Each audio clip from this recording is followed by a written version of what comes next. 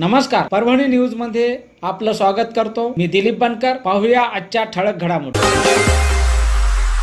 प्रभाग 13 मध्ये उभ्या असलेल्या उमेदवारांच्या कार्याची पारख करूनच मतदान करावे, प्रभाकर अण्णा लंगोटे यांचे प्रतिपादन। परभणी शहर महापालिकेच्या उभारलेल्या निवडणुकीमध्ये प्रभाग क्रमांक 13 मध्ये जे उमेदवार उभे आहेत किंबहुना उभे करण्यात आलेले आहेत, या सर्व उमेदवाराच्या आजपर्यंतच्या केलेल्या कार्याची कामाची पारख करूनच त्यांना मतदान करावे। यामध्ये आपली नगरसेवकांची निवड करण्याची निवड जर चुकली तर त्याचा त्रास 5 वर्षे भोगावा लागू शकतो। याची खबरदारी घेऊनच आपले अमूल्य मत द्यावे असे प्रखर प्रतिपादन गेल्या 45 वर्षापासून गोरगरीब, मागासवर्गीय, दलित, अल्पसंख्याक, मुस्लिम, ओबीसी, अपेक्षित व गरजवंत बहुजन समाजाच्या विकासासाठी इमानी इतवारी प्रयत्न करणारे जिल्हा झोपडपट्टी संघर्ष समितीचे संस्थापक अध्यक्ष तथा कार्यक्षम माजी नगरसेवक प्रभाकर अण्णा लंगोटे यांनी प्रसार माध्यमांशी बोलताना व्यक्त केले। यावेळी बोलताना प्रभाकर लंगोटे म्हणाले की ज्यांचे कसल्याही प्रकारचे काम नाही ते निवडणुकीत उभे राहून जनतेला खोटे नाटे सांगून जनतेची दिशाभूल करून आमिष व प्रलोभन दाखवून तसेच अफवा पेरून आपल्या उल्लू साध्य करून घेण्याचा प्रयत्न आहेत।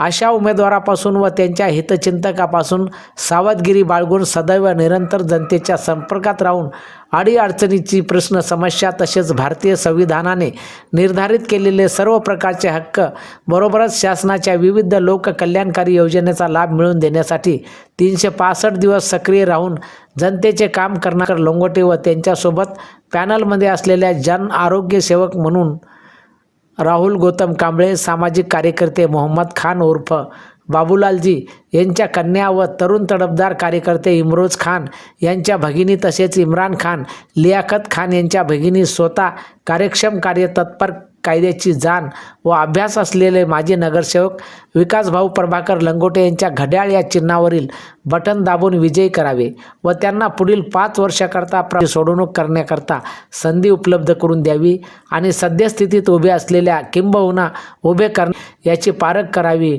व त्यांच्यापासून सावधगिरी बाळगावी असेही प्रभाकर अण्णा लंगोटे यांनी यावेळी नमूद केले आहे।